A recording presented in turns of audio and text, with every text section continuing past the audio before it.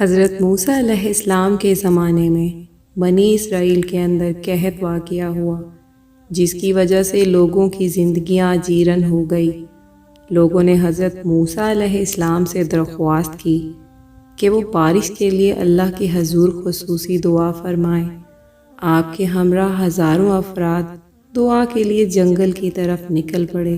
حضرت موسیٰ علیہ السلام نے دعا فرمائی، یا اللہ ہم پر رحم فرما، اور عرض کی، کیا آپ کی نظر میں میری عزت گھٹ گئی ہے کہ میری قوم مشکلات کا شکار ہو رہی ہے؟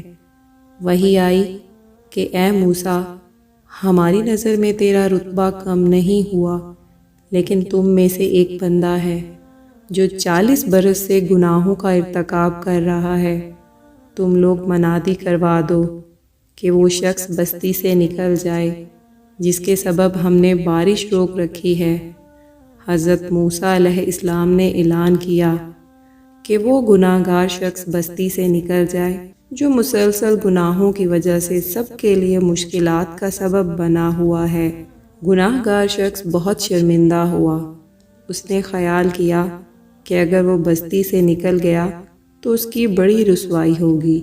اس نے اللہ تعالیٰ سے توبہ کی اور عرض کی، اے اللہ، تو نے اتنے سال میری پردہ پوشی کی ہے، اب بھی میری عزت تیرے ہاتھ میں ہے۔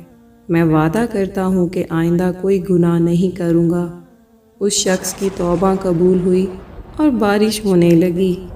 حضرت موسیٰ علیہ السلام نے اللہ تعالیٰ سے عرض کی کہ ابھی گناہ گار شخص بستی سے نہیں نکلا اور بارش ہو گئی ہے، مجھے اس شخص کے بارے میں آگاہ کیجیے۔